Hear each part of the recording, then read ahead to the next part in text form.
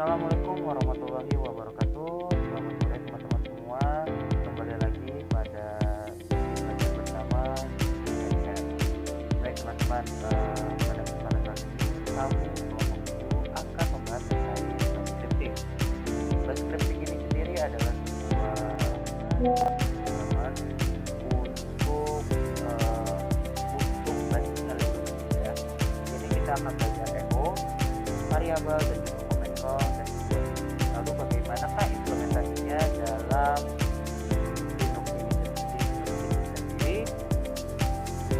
Tanpa berlama-lama lagi kita akan langsung mulai. Sebelumnya mungkin perkenalkan bahwa ini ada saya Badar Sirati, kemudian ada Dava, ada Dida, ada Haryo, ada Nurul dan juga ada Wilka.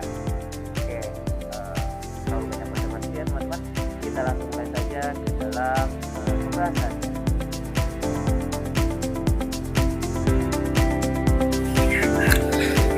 Nah, apa itu BAS? Jadi, BAS itu kepanjangan dari Born Again Shell, adalah bahasa untuk berkomunikasi dengan komputer lewat baris perintah atau command line. Bisa digunakan di Linux dan Unix. Nah, teman-teman, pernah nggak sih kita ngerasa komputer kita itu kayak nggak ngerti maunya kita? Nah, disinilah BAS berperan. Jadi, bayangin saja BAS itu seperti kita kirim chat ke komputer, dan ketika kita ketik perintah, dia akan langsung mengerjakan sesuai perintah kita. BAS ini bisa dipakai di sistem operasi Linux dan Unix, dan semua komunikasi ini lewat tulisan, bukan lagi klik-klik seperti biasanya. Next.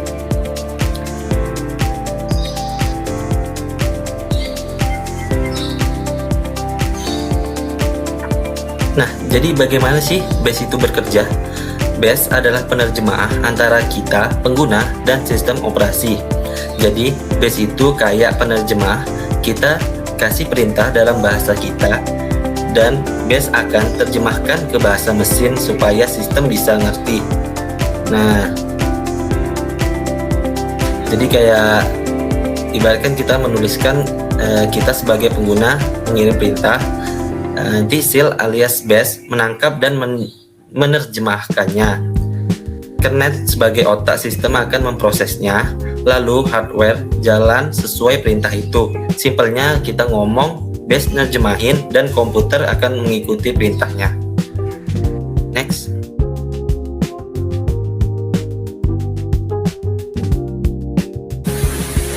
Oke, kenapa sih BAS scripting ini tuh penting? Karena itu untuk membantu pekerjaan menjadi lebih hemat waktu. Nah, BAS scripting ini tuh intinya adalah nulis perintah-perintah yang biasanya kita ketik manual di terminal, tapi dijadikan otomatis dalam satu file. Jadi kerjaan yang dulunya makan waktu bisa jadi cepat banget. Nah, fungsi utamanya ini ada mengotomatisasi pekerjaan yang berulang.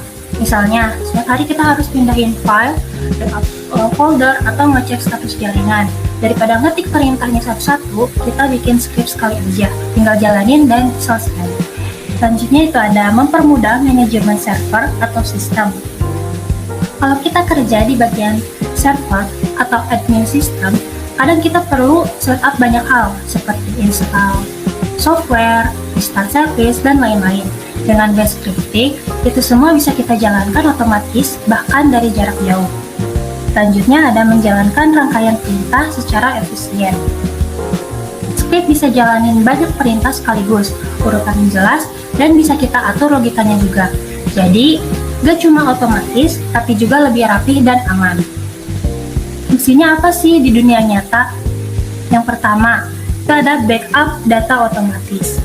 Contohnya, kantor, setiap malam semua data penting langsung di backup ke server lain lewat script. Jadi, walaupun kita lagi tidur, data tetap aman. Yang kedua ada setup server. Pas kita bikin website atau aplikasi, kita butuh install dan setting banyak hal di server. Nah, dengan script BAS atau BAS scripting ini, kita bisa bikin template setup server. Jadi, kalau bikin server baru, tinggal klik, langsung jadi. Yang ketiga, jalankan banyak perintah sekaligus. Misalnya, kita punya 50 komputer dan mau install software yang sama. Nggak perlu satu-satu, tinggal jalanin script yang sama ke semua komputer, cepat dan hasilnya seragam. Kita bisa mulai karir di bidang pemrograman atau DevOps.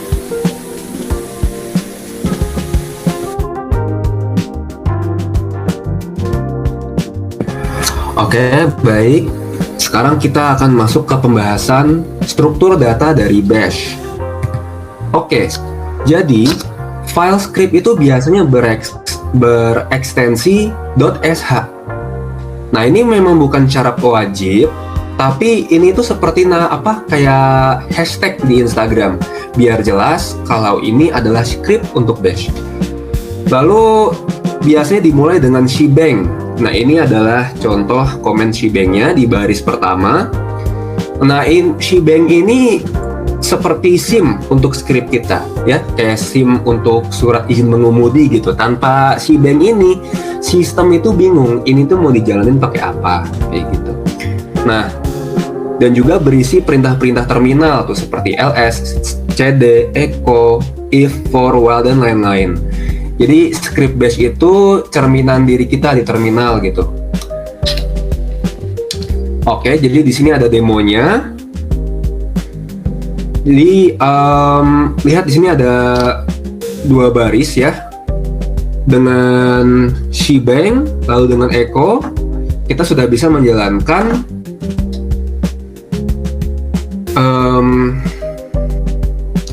apa yang namanya ya, pokoknya magic inilah ya. Oke, silakan di next.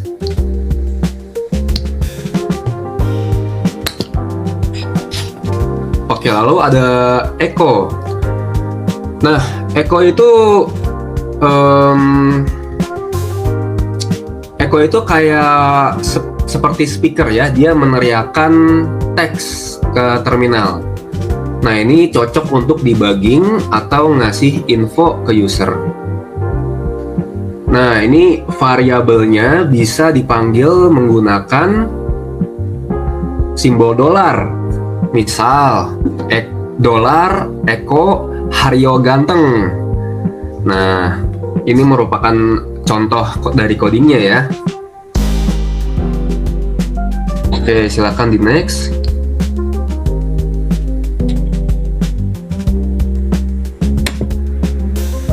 Oke, lalu ada variabel.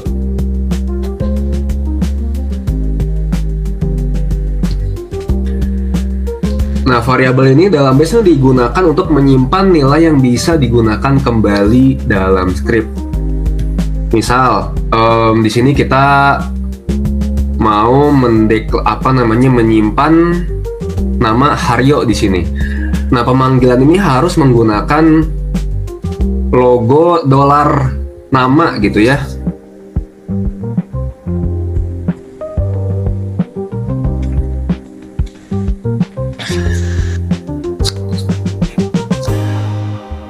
Oke, silakan di next lagi.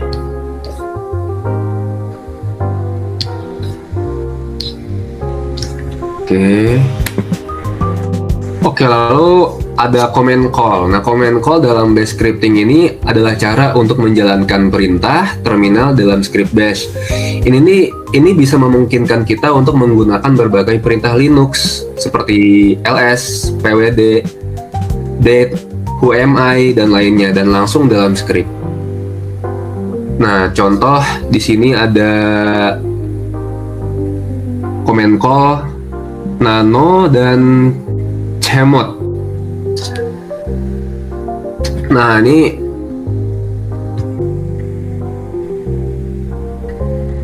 oke, silahkan di next lagi.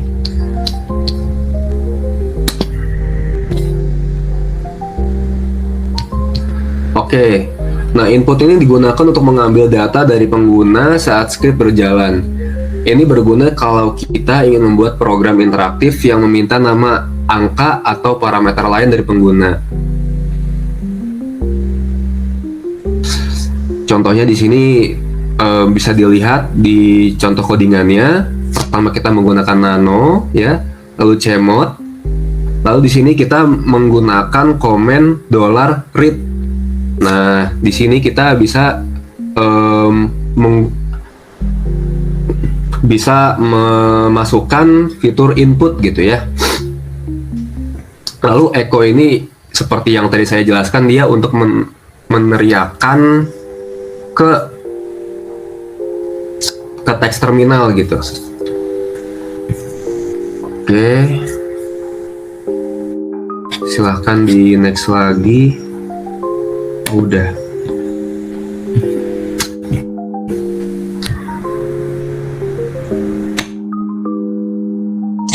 Oke, selanjutnya ada bagian studi kasus ya. Di sini sebagai seorang developer ops atau DevOps engineer, itu kamu bertugas untuk memastikan bahwa setiap pengguna yang login ke server dikenali dengan benar dan mendapatkan sapaan yang ramah, sekaligus mencatat waktu akses sebagai bagian dari log audit sederhana. Nah, untuk itu kamu membuat skrip ringan yang dijalankan saat sesi shell dimulai. Next.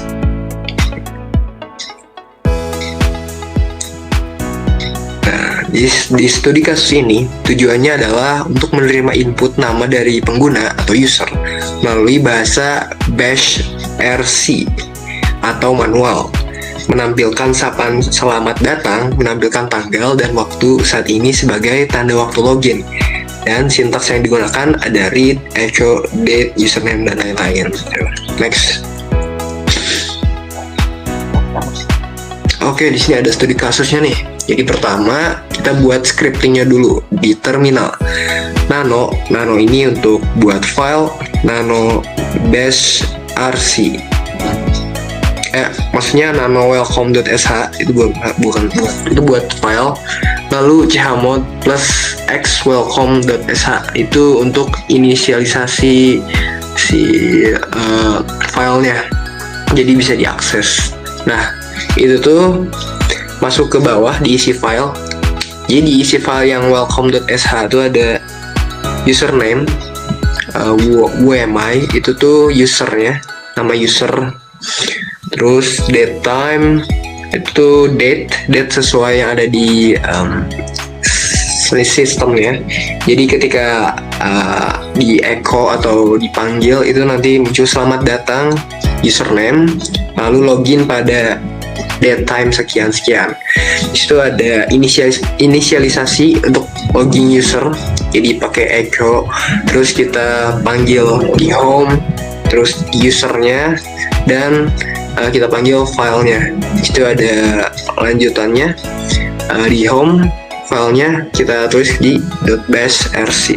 Di situ ada outputnya, jadi setiap kali mengulang login itu nanti akan ada sapaan selamat datang user login pada Sabtu 24 Mei jam 2 PM WIB 2025 misalnya seperti itu. Next. Oke, sini ada tips buat menulis skrip ya. Jadi gunakan komentar atau hashtag untuk menjelaskan fungsi tiap bagian kode. Itu tanda pagar ya. Jadi fungsinya ada di bagian kode itu ada fungsi. Lalu ada buat skrip modular, dimana dipecah skrip menjadi fungsi-fungsi jika itu bukan menunjukkan error, if, exit, terus tanda 2 gitu untuk memperkuat skripnya. Lalu selalu uji coba skrip di lingkungan yang aman sebelum dijalankan di produksi. Seperti saya misal tadi saya tuh sebenarnya tadi dicoba dulu, dipanggil dulu buat si filenya, baru saya inisialisasi buat ke login usernya. Lalu gunakan nama variabel yang deskriptif. Next.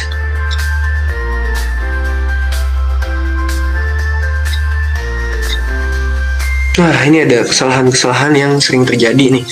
Jadi, ya kesalahannya antara lain tidak menggunakan chmod plus x sehingga skrip tidak bisa dijalankan. Nah, chmod ini kan tadi udah dijelasin ya, itu tuh buat akses user untuk sehingga aksesnya itu diperbolehkan.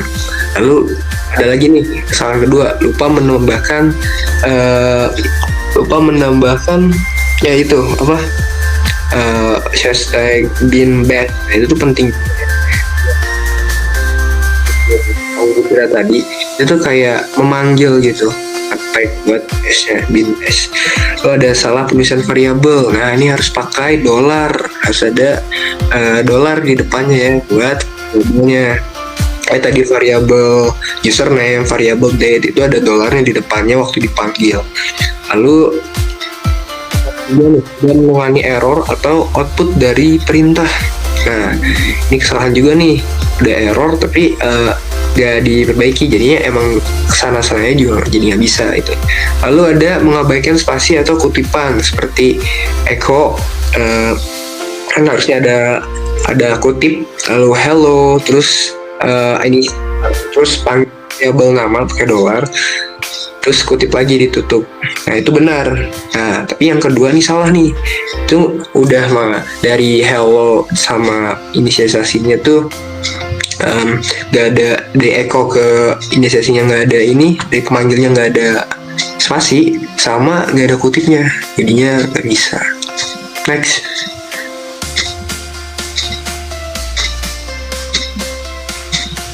Oke, jadi di sini ada kesimpulan. Kesimpulannya apa? Jadi bash scripting ini memungkinkan otomatisasi perintah di Linux, memudahkan pengelolaan sistem, dan meningkatkan efisiensi kerja dengan menggunakan perintah seperti echo, variable, command call, dan input dari pengguna. Next.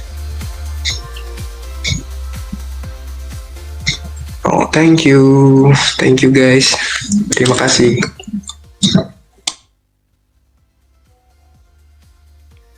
Oke, baik. Terima kasih kepada teman-teman saya gitu ya, udah jelasin.